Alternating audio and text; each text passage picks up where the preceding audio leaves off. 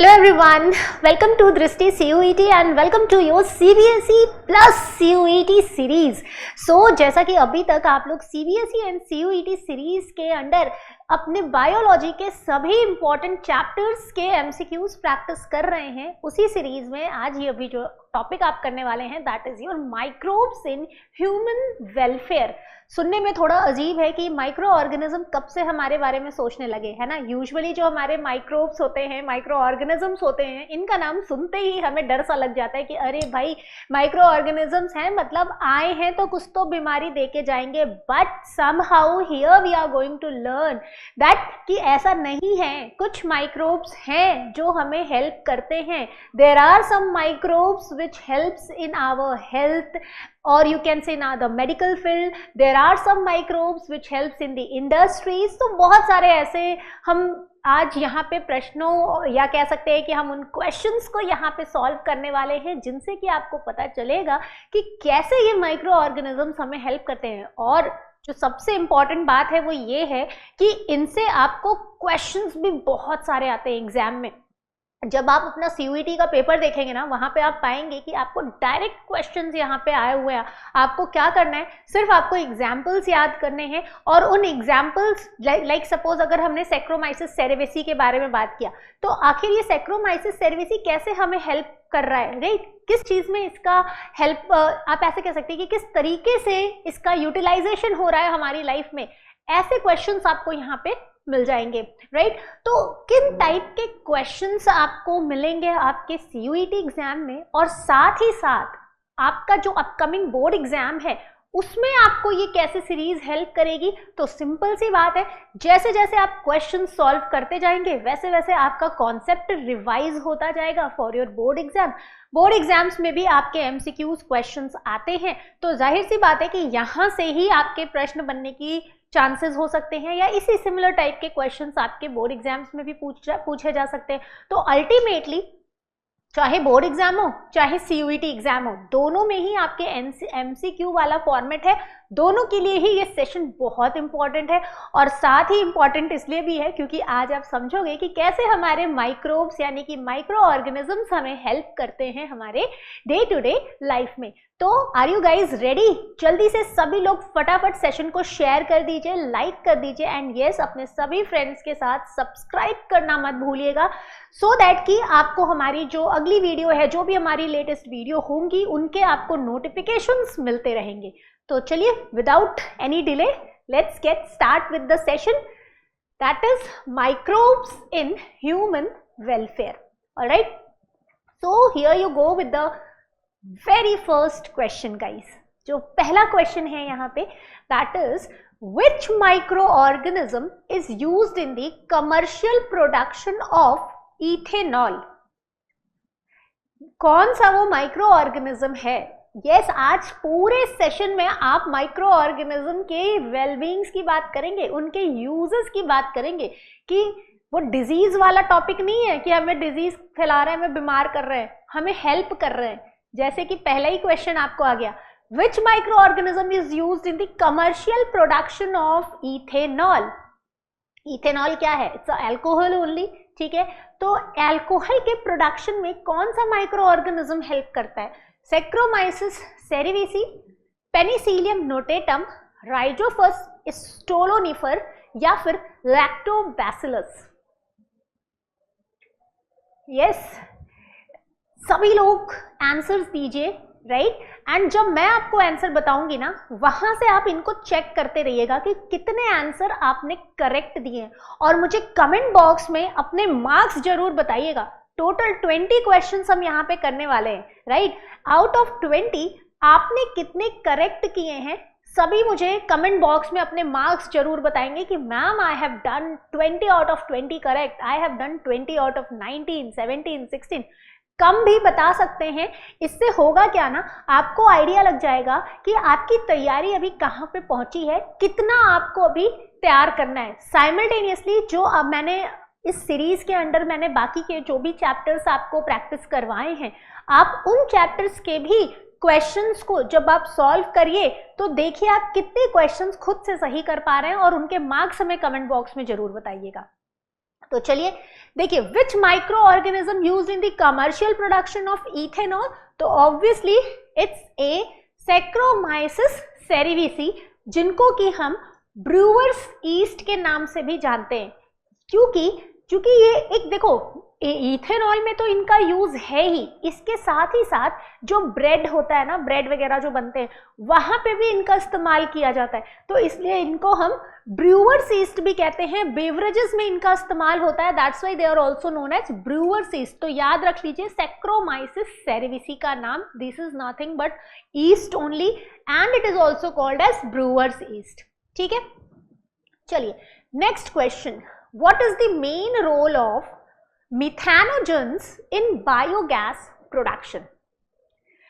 Methanogens का main role क्या है बायोगैस प्रोडक्शन में?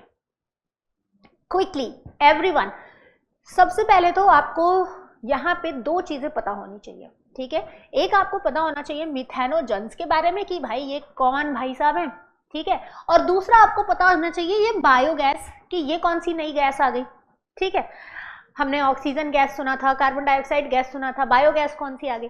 तो ये दोनों चीज अगर आपको पता है तो आप इस क्वेश्चन को बहुत आराम से कर लेंगे। हो पा रहा है क्वेश्चन सभी से? यस, चलिए सबसे पहले समझ लेते हैं कि क्वेश्चन में आपको बताना क्या है, ठीक है। देखो, आपको रोल बताना है मिथेनोजेंस का, ठीक है, बायोगैस के प्रोडक्शन में।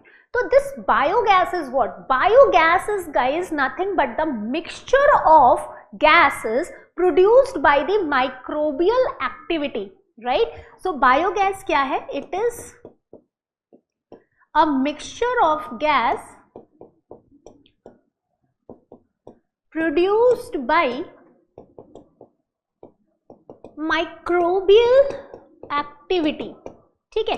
तो माइक्रोबियल एक्टिविटी के थ्रू जो भी गैस का प्रोडक्शन होता है, ठीक है, वो गैस एक दो नहीं होती है, मिक्सचर्स होते हैं गैस के, ठीक है, उसी गैस को हम बायोगैस कहते हैं। अब होता क्या है, जैसे देखिए कि कुछ माइक्रो ऑर्गेनिजम्स होते हैं, जैसे सपोज करो ये जो गैस प्रोड्यूस होती है ना माइक्रो ऑर्गेनिजम्स के द्वारा, ये ऐसा नहीं है कि सभी से एक ही जैसी गैस निकलेगी। ये डिपेंड करता है कि कौन सा माइक्रो ऑर्गेनिज्म यूज हुआ है और कौन सा फूड वो डिकम्पोज कर रहा है, राइट। जैसे मान लो कि आपका इडली आपने बनाना है, आपने डोसा बनाना है, तो वहां पे जो आप बैटर यूज करते हो वहां पे जो गैस इवॉल्व होती है ईस्ट के थ्रू या माइक्रो ऑर्गेनिज्म के थ्रू, वो कार्बन डाइऑक्साइड गैस हो जाती है, ठीक है। लेकिन अगर मान लीजिए कोई आपका सेल्यूलोज है, ठीक है, कोई सेल्यूलोजिक फूड कंपोनेंट है, अगर उसको आप माइक्रो ऑर्गेनिज्म के पास छोड़ते हो तो वहां से जो गैस निकलती है वो कार्बन डाइऑक्साइड तो निकलेगी ही, हाइड्रोजन तो निकलेगी ही, साथ में आपको कुछ मीथेन की गैस भी निकलने लग जाती है। तो वो माइक्रो ऑर्गेनिज्म जो सेल्यूलोजिक कंपोनेंट से मीथेन की गैस रिलीज कराते हैं उनको हम मिथेनोजेंस कहते हैं, ठीक है। यूजुअली ये जो मिथेनोजेंस होते हैं ये ऑक्सीजन के प्रेजेंस में काम नहीं करते हैं। होता क्या है कि जैसे आपने काऊ या गोट या जो भी हमारे बुफेलोज वगैरह हैं, आपने उनके काऊ और बुफेलो में देखा होगा कि वो जब खाना खाते हैं यूजुअली वो प्लांट्स वगैरह खाते हैं। प्लांट्स से उनको क्या मिल जाता है? सेल्यूलोज मिल जाता है। अब ये जो सेल्यूलोज होते हैं ये उनके बॉडी में डाइजेस्ट कैसे होते हैं? With the help of this micro organism methanogens. ये मिथेनोजेंस क्या करते हैं? सेल्यूलोज को डाइजेस्ट करते हैं, ठीक है। और डाइजेस्ट करने पर क्या होता है कि जब ये फूड कंपोनेंट डाइजेस्ट हो जाता है ना, तो जो भी हमारे बैक्टीरिया होते हैं, जो भी ये गैस रिलीज करते हैं, ये काऊ डंग के थ्रू बाहर आ जाता है, ठीक है। काऊ डंग में ये गैस मिक्स होता है ऑलरेडी। तो अब ये जो काऊ डंग होता है ना, ये काऊ डंग को इकट्ठा करके जब हम इनको वापस से ट्रीट करते हैं माइक्रो ऑर्गेनिजम्स के प्रेजेंस में, जैसे इनके सपोज काऊ डंग में आपको सेल्यूलोज भी मिल रहा है, ठीक है, तो अब क्या हुआ, वापस से जब आप इनको ट्रीट करेंगे मिथेनोजेंस के प्रेजेंस में, in the absence of oxygen. जैसे मान लो आपने एक गड्ढा बना लिया, बायो रिएक्टर होता है वैसे तो आपने एक गड्ढा बना लिया, उसमें खूब सारा काउडंग भर दिया, उसको ऊपर से ढक दिया सो दैट कि ऑक्सीजन अंदर ना जाए। आपने 2 आउटलेट बना दिए, एक आउटलेट से गैस रिलीज हुई जो आपने सभी घर में पास कर दिया कि भाई ये लो गैस, ये बायोगैस है, इसको एज अ फ्यूल इस्तेमाल करो। और दूसरा आउटलेट से स्लरी निकली, जो भी हमारा वेस्ट है वो निकला, वो फर्टिलाइजर के तौर पे इस्तेमाल हो गया। तो मिथेनोजेंस क्या होते हैं? ये वो माइक्रो ऑर्गेनिजम्स होते हैं जो ऑक्सीजन के एब्सेंस में मीथेन गैस का प्रोडक्शन कराते हैं। इसको गोबर गैस भी कहा जाता है। यूजुअली जो विलेज एरिया होते हैं ना, वहाँ पे ज़्यादा अमाउंट में आपको काउडंग्स वगैरह मिल जाते हैं, तो अल्टीमेटली आपने बायोगैस देखा होगा, विलेज के आसपास के एरिया में आपको ये बायोगैस ज़्यादा मिल जाता है। ठीक है, तो अब यहाँ पे आई थिंक कि आप आंसर निकाल लेंगे। क्या होगा? Breaking down cellulose, producing methane, decomposing organic matter, removing hydrogen sulphide. आपसे किसका रोल पूछा गया है? मिथेनोजेंस का रोल पूछा गया है। तो मिथेनोजेंस क्या कर रहे हैं? मीथेन का प्रोडक्शन करा रहे हैं। ठीक है, चलिए next, which microorganism is commonly used to ripen Swiss cheese? अभी चीज सुन के तो यस, चीजी पिज्जा याद आ रहा होगा आप सभी को, है ना? चीज पिज्जा, तुरंत चीज सुन के याद आ जाता है। स्विस चीज की क्या खास बात होती है? देखो, जो स्विस चीज होता है ना, उसकी खास बात ये होती है कि इसमें आपको बहुत बड़े बड़े होल्स देखने को मिलते हैं। जैसे ये देखो, इतने बड़े बड़े होल्स देखने को मिल रहे हैं चीज में। ये हमारे स्विस चीज की खासियत होती है। तो यूजुअली ये जो स्विस चीज में होल्स बनते हैं, ये due to the production of carbon dioxide gas की वजह से हो रहे होते हैं। आपको बताना है कि कौन सा वो माइक्रो ऑर्गेनिज्म है जो इन स्विस चीज को राइपन करने में इस्तेमाल किया जाता है।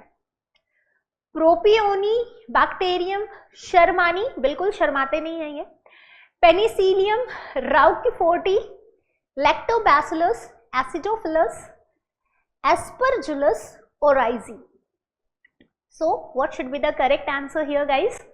क्या होगा आपका करेक्ट आंसर? स्विस चीज को राइपन करने के लिए जो माइक्रो ऑर्गेनिज्म यूज किया जाता है दैट इज प्रोपियोनी बैक्टीरियम।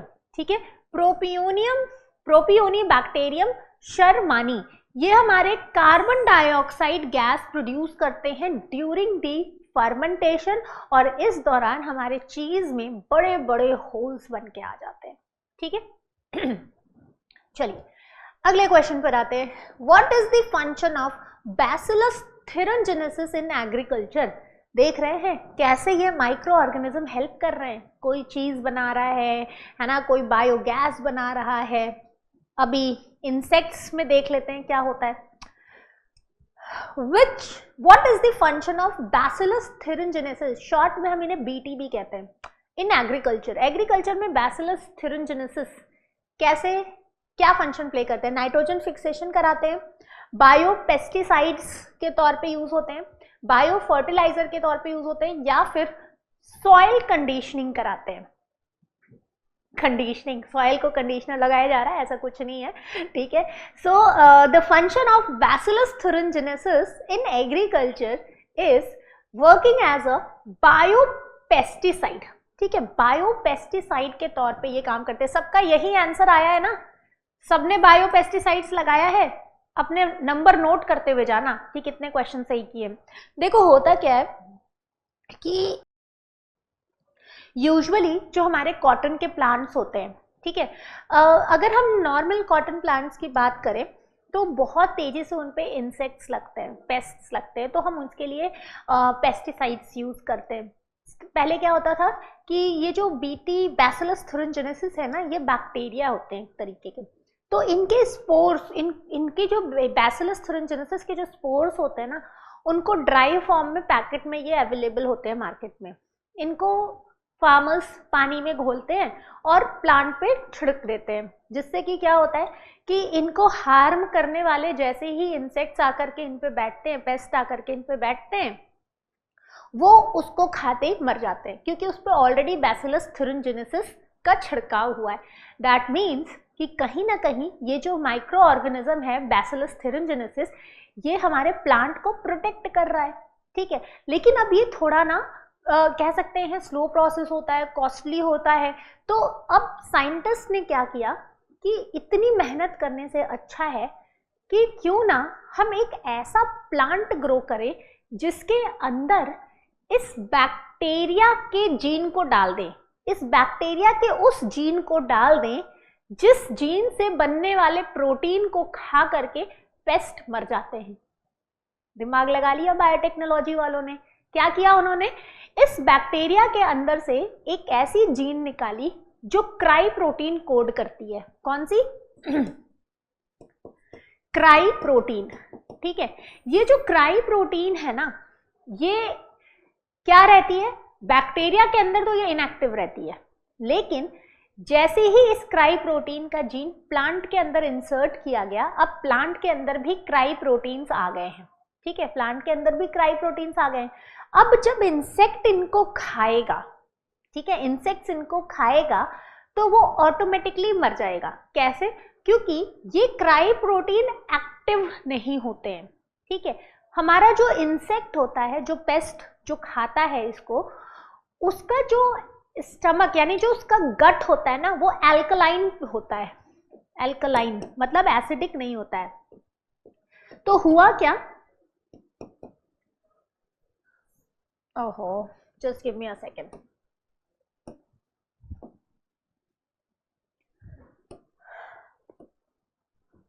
तो हमारे जो इंसेक्ट का गट होता है वो एल्कलाइन होता है, एल्कलाइन पीएच होता है।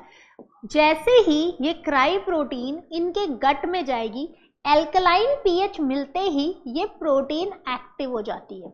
और अगर ये प्रोटीन एक बार एक्टिव हो गई इंसेक्ट के पेट में जाकर के एल्कलाइन पीएच के थ्रू, तो ये क्या करेगी, उस इंसेक्ट के जो सेल्स होते हैं ना, सेल मेम्ब्रेन, उसमें पोर्स क्रिएट कर देती है, जिससे कि अब क्या हुआ, जो हमारा इंसेक्ट है वो धीरे धीरे मर जाता है। मतलब उसका इंटेस्टाइन होता है ना, उसके इंटेस्टाइन में पोर्स बना देते हैं, तो अल्टीमेटली हमारा इंसेक्ट खाते ही मर जाएगा। तो अब आपने कोई स्प्रे स्प्रू नहीं किया है, सीधा प्लांट में क्राई प्रोटीन वाले जीन इंसर्ट कर दिए हैं। वो प्रोटीन जैसे ही टॉक्सिक है पेस्ट के लिए, जैसे ही वो खाएगा मर जाएगा। तो बैसिलस थुरिनजेनेसिस एक तरीके का बायोपेस्टिसाइड्स है जो हमारे एग्रीकल्चर में हेल्प करता है, और इसीलिए इन जिस प्लांट, कॉटन के प्लांट में इनको डाला जाता है उसको हम बीटी कॉटन के नाम से जानते हैं। ठीक है, ये एक एग्जाम्पल है आपका बायोटेक्नोलॉजी का एप्लीकेशन कि किस तरीके से बायोटेक्नोलॉजी को इस्तेमाल किया जाता है एग्रीकल्चर में। Next, cyclosporin A used as an immunosuppressant is obtained from which microorganism? Cyclosporin A, ठीक है, जो कि इम्यूनोसप्रेसेंट है। इम्यूनोसप्रेसेंट का मतलब इम्यूनिटी को सप्रेस कर रहा है। Is obtain from which microorganism? Trichoderma polysporum, Saccharomyces cerevisiae, Rhizopus niger, Streptomyces griseus. नाम पढ़ के आपको लग ही रहा होगा कि क्या क्या नाम होते हैं ना, इनके नाम इतने टिपिकल क्यों होते हैं, सीता, गीता, रीटा जैसे नाम क्यों नहीं होते हैं। अभी क्या ही कर सकते हो, कई बार तो इनके नाम साइंटिस्ट अपने नाम पे ही रख देते हैं, जैसे जैसे जो ऑब्जर्व होता जाता है उनके नाम पे ही वो आ जाते हैं। कई बार उस जो भी प्लांट है जिसमें भी वो काम कर रहे हैं उसके नाम पर वो पड़ जाते हैं, है ना। बहुत सारे रीजन है इनके ऐसे टिपिकल वाले नाम पढ़ने के। Cyclosporin A used as an immunosuppressant is obtained from Trichoderma polysporum। ठीक है, नाम याद कर लीजिए। देखिए जितने भी क्वेश्चन आज मैं आपके लिए लेकर आई हूँ ना, ये सब आपके एनसीईआरटी बेस्ड हैं, एंड हाई चांसेस हैं कि अगर microbes in welfare, human welfare से क्वेश्चन आएगा तो आपको यहाँ से क्वेश्चंस मिल सकता है। ठीक है, तो नोट डाउन करते चलिएगा। साइक्लोस्पोरिन ए जो कि डिराइव किया जाता है एक फंगस ट्राइकोडर्मा पॉलीस्पोरम से, ये हमारी इम्यूनिटी को सप्रेस करते हैं ड्यूरिंग ऑर्गन ट्रांसप्लांटेशन। तो अगर किसी को अपना ऑर्गन ट्रांसप्लांटेशन करना है तो वहाँ रिजेक्शन बहुत जल्दी होता है ना, क्योंकि दूसरे का ऑर्गन हम क्यों अपने अंदर लें, हमारी इम्यूनिटी उस पर पूरा फुल फाइट करती है, नहीं नहीं नहीं लेंगे नहीं लेंगे, तुरंत रिजेक्ट मार देती है। तो जब ऑर्गन ट्रांसप्लांटेशन किया जाता है तो इम्यूनिटी हमारी उसको रिजेक्ट ना मारे, उस इम्यूनिटी को धोखे में रख दिया जाता है। कहते हैं कुछ नहीं आया है बाहर से, कुछ नहीं आया बाहर से। कैसे उसको ये दिखाया जाता है, उसमें हम लोग ये ड्रग डाल देते हैं, साइक्लोस्पोरिन ए का इंजेक्शन देते हैं, जिससे हमारी इम्यूनिटी आराम से चिल मारती है। उसको नहीं पता चलता है कि बाहर से कौन सा ऑर्गन नया आ रहा है बॉडी में, और हमारा ऑर्गन फिर रिजेक्ट होने के चांसेस कम हो जाते हैं। ठीक है, तो साइक्लोस्पोरिन ए याद रखिएगा, ट्राइकोडर्मा पॉलीस्पोरम से बनाया जाता है। अब बात कर लेते हैं the enzyme used in detergent formulation to remove stain. Stains को रिमूव करने के लिए हम जो एंजाइम यूज करते हैं डिटर्जेंट में, ठीक है, कौन सी है? Amylase, protease, lipase, cellulase. देखिए, जो हमारे सोप या डिटर्जेंट होते हैं वो सब क्या होते हैं? वो सब जो हमारे सोडियम और पोटेशियम के सॉल्ट्स, लिपिड वाले सॉल्ट्स ही तो होते हैं।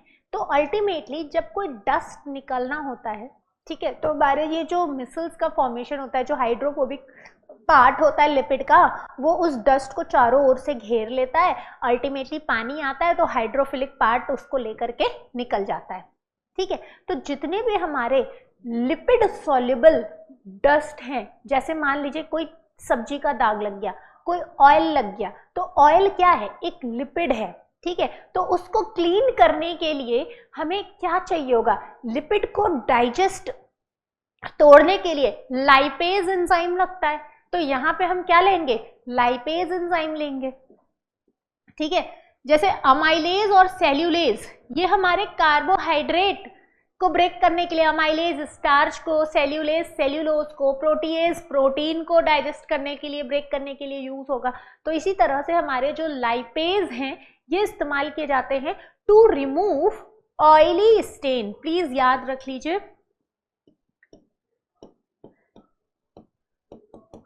Oily stains. ठीक है, प्रोटीएज और जो हमारे पेक्टिनेज होते हैं, प्रोटीएज के साथ साथ पेक्टिनेज होते हैं, जो इनका नाम भी याद कर लो सभी, पेक्टिनेज। इनका काम होता है क्लैरिफाइड बॉटल्ड जूस। तो बॉटल्ड जूस की क्लैरिफिकेशन के लिए इनका इस्तेमाल किया जाता है। ये क्वेश्चन पूछा गया है आपके एग्जाम में, तभी मैं आपको ये लिख के बता रही हूँ कि क्लैरिफिकेशन के लिए यूज किया जाता है। यहीं पे एक और होते हैं हमारे एंजाइम, स्ट्रेप्टोकाइनेज एंजाइम। ठीक है, नोट कर लीजिए, स्ट्रेप्टोकाइनेज एंजाइम। स्ट्रेप्टोकाइनेज एंजाइम का क्या काम होता है? It is also known as clot blaster. ठीक है, स्ट्रेप्टोकाइनेज को हम क्लॉट ब्लास्टर के नाम से भी जानते हैं। क्लॉट ब्लास्टर है तो समझ में तो आ ही गया होगा, ये क्या करता है? क्लॉटिंग नहीं होने देता है, right. It remove clotting from the blood vessels. अगर हमारे ब्लड वेसल्स में क्लॉटिंग हो रही है, ब्लड इकट्ठे हो रहे, जम रहे हैं, तो ये उस क्लॉटिंग को रिमूव करने के लिए हम यूज करते हैं स्ट्रेप्टोकाइनेज नाम के एंजाइम को। ठीक है, और भी बहुत सारे, जैसे एक साइक्लोस्पोरिन ए के लिए आपने पढ़ ही लिया है। साइक्लोस्पोरिन ए यूजुअली इम्यूनोसप्रेसिव ड्रग्स होते हैं। उसी तरह हमारे मोनास्कस परप्यूरा, अभी आपको क्वेश्चन मिलेगा वहां पे। ठीक है, वो सारे क्वेश्चंस मैं लेकर आई हूँ, ये सब इंपॉर्टेंट है, नोट करते हुए चलिए। Next, which product is synthesized using low. अच्छा, वो मैंने नहीं बताया है ना, अगला ही क्वेश्चन इसी से आ गया। Which product is synthesized using Monascus purpureus. बताइए, ये एंटीबायोटिक है, स्टैटिन है, सिट्रिक एसिड है, या फिर इथेनॉल है? Monascus purpureus.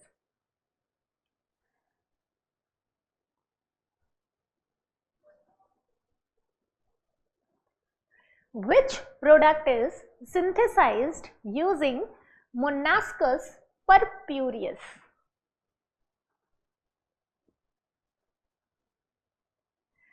देखो, यहाँ पे एंटीबायोटिक, सिट्रिक एसिड और इथेनॉल, ये तीनों ही आप एलिमिनेट कर सकते थे बहुत आराम से। ठीक है, क्योंकि एंटीबायोटिक का काम होता है बैक्टीरियल इन्फ्लेमेशन को कम करना, अगर बैक्टीरिया बढ़ गए हैं तो उनको खत्म करने के लिए यूज किया जाता है एंटीबायोटिक।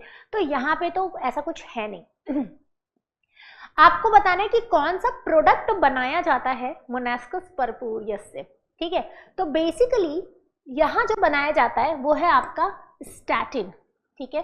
स्टैटिन करता क्या है, it lowers the blood cholesterol level, ठीक है। हमारे ब्लड में जो कोलेस्ट्रॉल के लेवल होते हैं, लोअरिंग ब्लड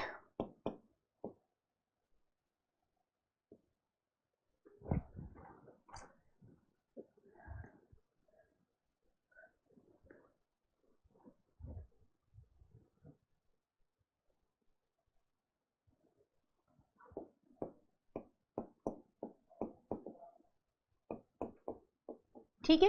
हमारे ब्लड में कोलेस्टेरॉल का लेवल जब बढ़ जाता है तो उस समय हम जो मेडिसिन यूज करते हैं that is your statin, and that medicine you will get it from the microorganism Monascus purpureus, right.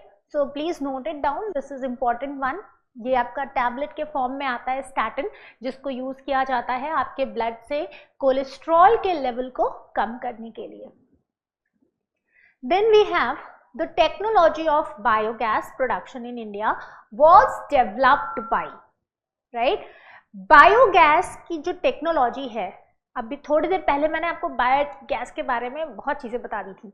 अब आपको ये बताना है कि ये जो बायोगैस की टेक्निक है ये डेवलप किसने किया था।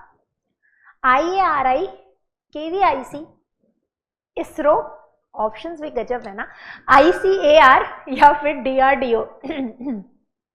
आई थिंक दो तो आप बहुत आराम से एलिमिनेट कर सकते हैं, है ना। आपको जो कंफ्यूजन होगा इन दोनों में कंफ्यूजन होगा A एंड C में, इसरो और DRDO तो आपने बहुत आराम से एलिमिनेट कर लेंगे, ठीक है। देखो करेक्ट आंसर यहाँ पे आपका क्या हो जाएगा, A, IARI KVIC। क्या है ये IARI? IARI आपका है Indian agricultural research institute.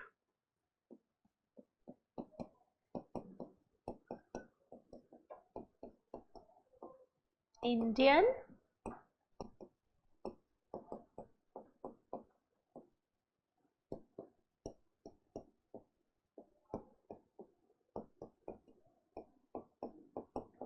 Research institute, right? And what is your KVIC?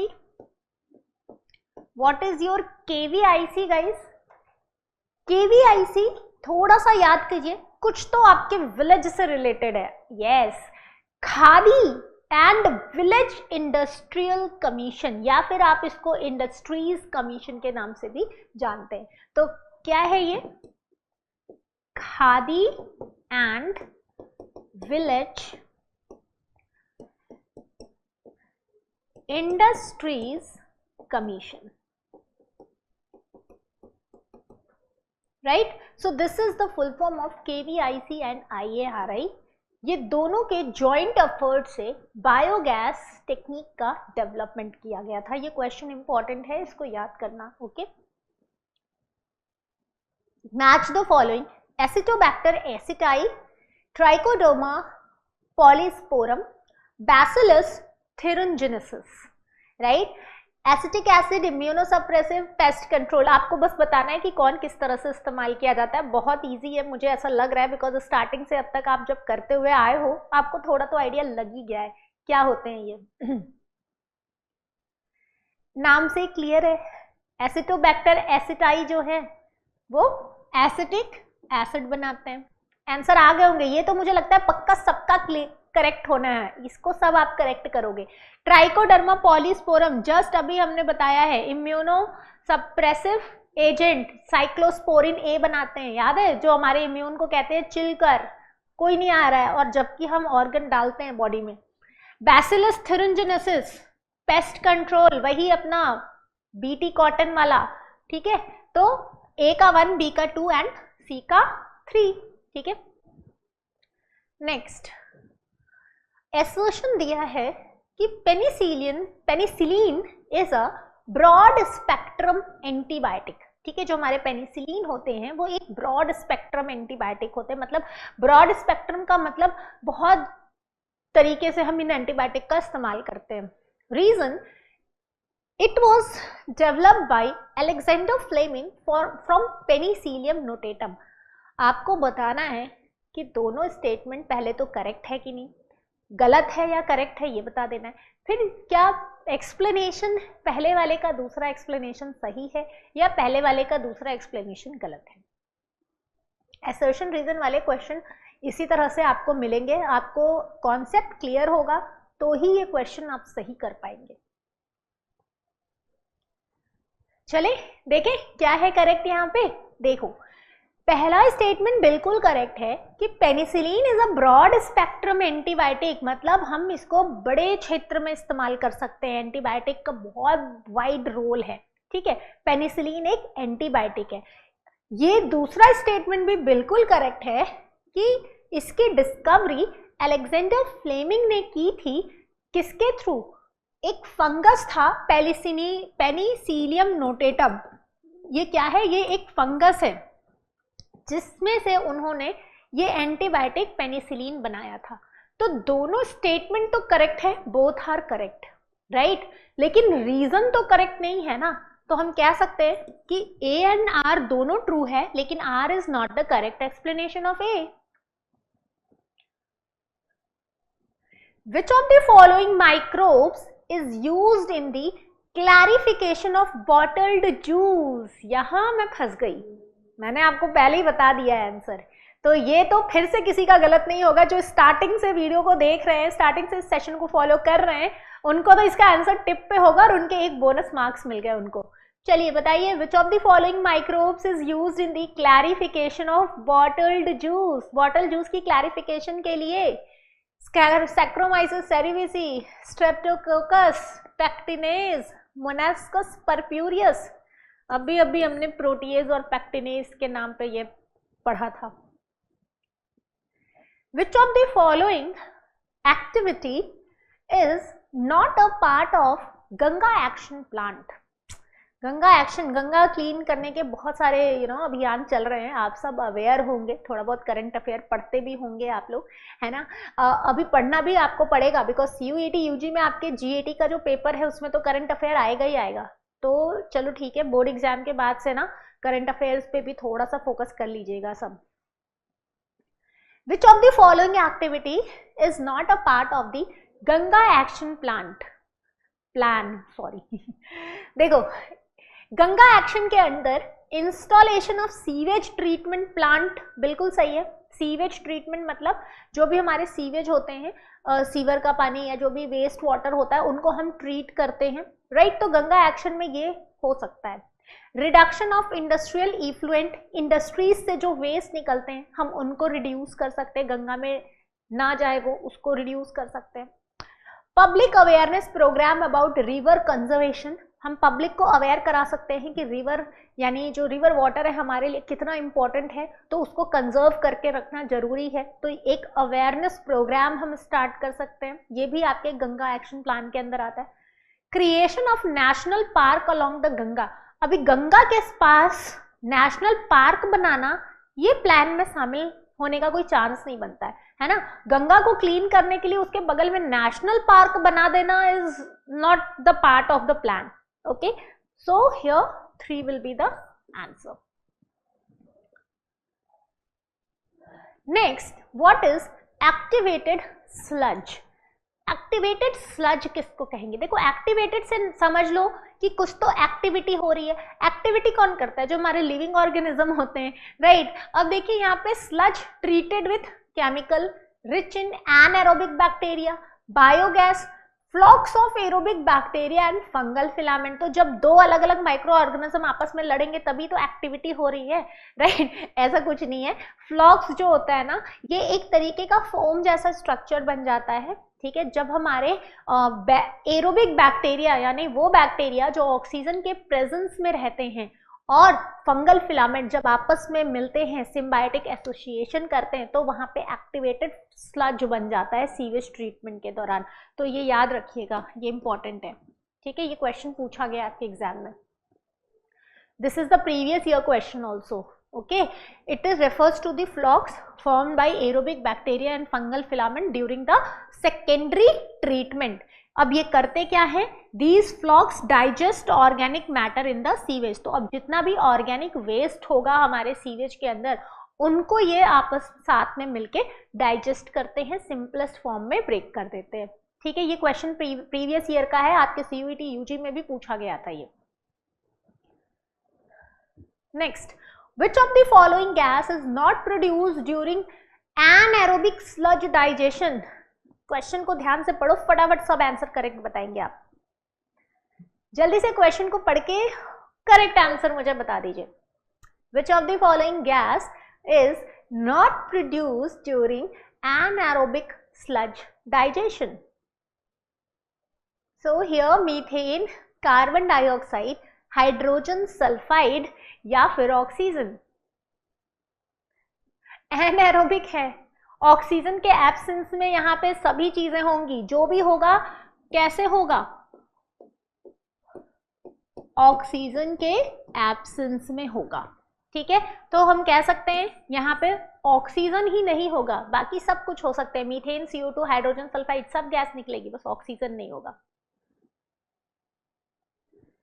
Next, which part of sewage treatment is responsible for the reducing organic load significantly? Question ध्यान से पढ़िए. कह रहा है कि हमारे सीवेज ट्रीटमेंट के लिए कौन सा ट्रीटमेंट पार्ट है जो रिस्पॉन्सिबल होता है ऑर्गेनिक लोड को कम करने के लिए. मतलब जहां पे ऑर्गेनिक कंपाउंड, जो भी ऑर्गेनिक मैटर थे वो कम हो रहे हैं, किस ट्रीटमेंट के दौरान? प्राइमरी, सेकेंडरी, टर्शियरी या एनाएरोबिक स्लज डाइजेशन में. देखो, बोर्ड एग्जाम के लिए भी बहुत इंपॉर्टेंट है आपका ये सीवेज ट्रीटमेंट, जिसमें प्राइमरी और सेकेंडरी ट्रीटमेंट आपको पढ़ के जाना है. सीयूईटी में भी आपको ट्रीटमेंट से क्वेश्चंस आ रहे हैं, बैक टू बैक क्वेश्चंस आ रहे हैं. अभी तक के आप जितने भी पेपर देखेंगे सब में आपको सीवेज ट्रीटमेंट से क्वेश्चन दिया हुआ है. ठीक है, तो अच्छे से पढ़िए इसको. सेकेंडरी ट्रीटमेंट, देखो सेकेंडरी ट्रीटमेंट के दौरान होता क्या है ना कि हमारे जो एरोबिक माइक्रोब्स होते हैं, जो ऑक्सीजन के प्रेजेंस में माइक्रो ऑर्गेनिज्म जिंदा रहते हैं, जो काम करते हैं, वो सेकेंडरी ट्रीटमेंट के अंदर जितने भी ऑर्गेनिक वेस्ट होते हैं उनको वो धीरे धीरे डिकम्पोज करना शुरू कर देते हैं. तो ऑटोमेटिकली एक जो पहले जितना अमाउंट था ऑर्गेनिक कंपाउंड का, अब उससे कम अमाउंट बचेगा. तो हम कह सकते हैं कि ऑर्गेनिक लोड जो है वो सिग्निफिकेंटली क्या हो रहा है? कम होता जा रहा है. ठीक है. Which of the following is an example of narrow spectrum biocontrol agent? Narrow, एक आपने अभी ब्रॉड स्पेक्ट्रम पढ़ा था, एक नैरो स्पेक्ट्रम आपको बताना है.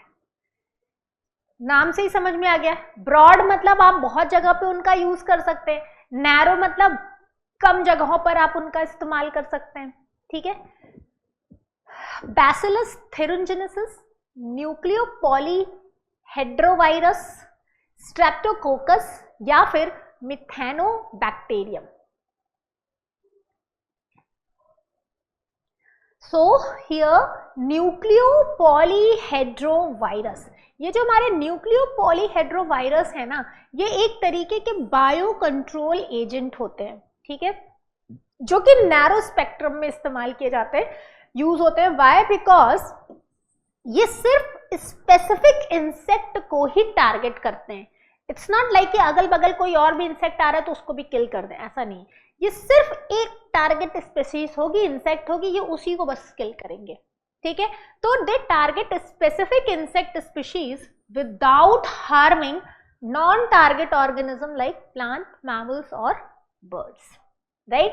सो this is your nucleopolyhedrovirus, virus. Alright, याद रखना ये एक वायरस है और जो कि बायो कंट्रोल एजेंट के तौर पे इस्तेमाल हो रहा है. नेक्स्ट, बैसिलस भाई ये बैसिलस थुरिंजिनेसिस पीछा नहीं छोड़ेगा और एक्चुअली बहुत इंपॉर्टेंट है. क्वेश्चंस आपको बीटी से आएगा ही आएगा. Bacillus thuringiensis can be harmful to mammals. ठीक है. Its toxin is specific only to certain insect. चलिए बताइए, अच्छे से सोच के बताइए, क्या होगा यहाँ पे correct answer? Bacillus thuringiensis can be harmful to mammals. क्या ये mammals के लिए harmful है? Its toxin is specific to only certain insects. तो देखो यहाँ पे जो आपका assertion है ये तो गलत है, क्योंकि mammals को तो कोई अफेक्ट, ये तो इंसेक्ट को किल कर रहा है ना क्राई प्रोटीन के थ्रू, ठीक है? तो असर्शन तो आपका गलत है, लेकिन रीजन आपका बिल्कुल करेक्ट है। ये स्पेसिफिक इंसेक्ट्स पर ही इनके टॉक्सिन का काम होता है। तो असर्शन तो रॉन्ग है, but reason is true here.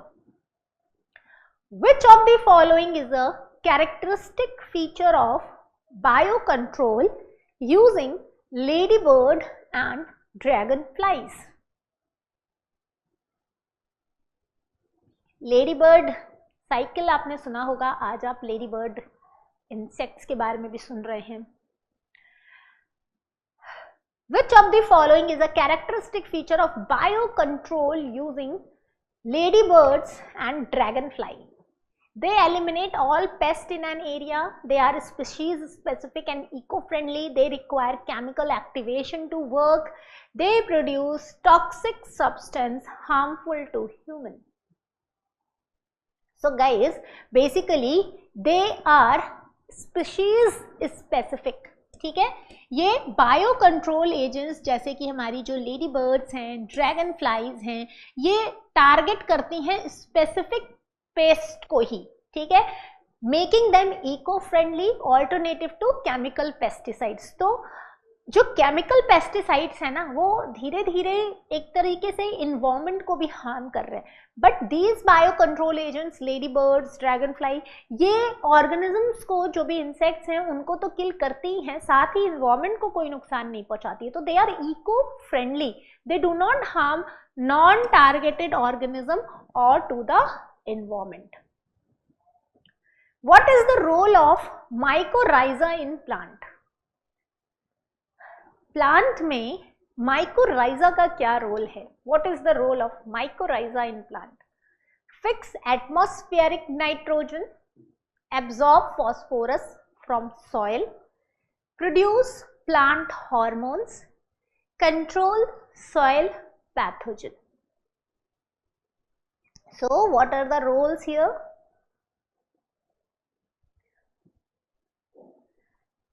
देखिए, माइकोराइजा जो है ना, usually they are the symbiotic association, right? और ये सिम्बायोटिक एसोसिएशन है किसके किसके बीच में? किसके किसके बीच में आपको सिम्बायोटिक एसोसिएशन देखने को मिलता है? Between fungus and root of the plant, ठीक है? फंगस और प्लांट के रूट के बीच में यहाँ पे सिम्बायोटिक एसोसिएशन होता है, जिसके थ्रू ये क्या करते हैं, ये एक तरीके के बेसिकली हम कह सकते हैं कि ये एब्जॉर्प्शन, फॉस्फोरस के एब्जॉर्प्शन में हेल्प करते हैं। सॉइल से डायरेक्ट फॉस्फोरस एब्जॉर्ब हो जाए और हमारे प्लांट को बेनिफिट हो, राइट? तो इनका ये बहुत इंपॉर्टेंट रोल है, एब्जॉर्ब फॉस्फोरस फ्रॉम सॉइल। सो हमारे जो माइकोराइजा होते हैं, फंगस और प्लांट के रूट का सिम्बायोटिक एसोसिएशन, मतलब दोनों को बेनिफिट हो रहा है, ठीक है? और अल्टीमेटली सॉइल से फास्फोरस का एब्जॉर्प्शन हो रहा है।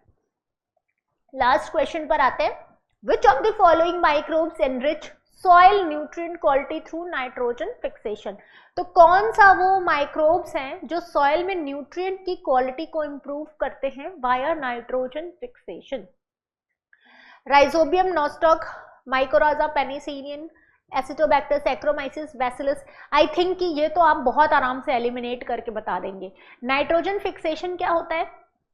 देखो, एटमॉस्फेयर में कहने को तो 78% नाइट्रोजन है, लेकिन हमारा जो प्लांट है ना, वो सभी नाइट्रोजन को डायरेक्टली एब्जॉर्ब नहीं कर पाता है।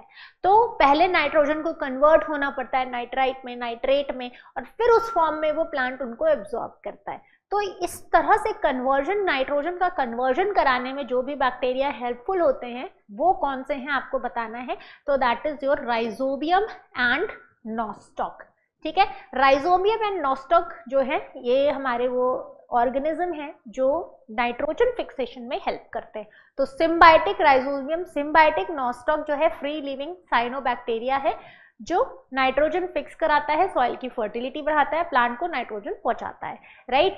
सो with this we are ending up this today's CBSE plus CUET series guys, and I hope कि आपको ये सारे क्वेश्चन समझ में आए होंगे। आपका पूरा माइक्रोब्स टॉपिक जो था वो रिवाइज हो गया होगा for your board exam and for your CUET exam as well.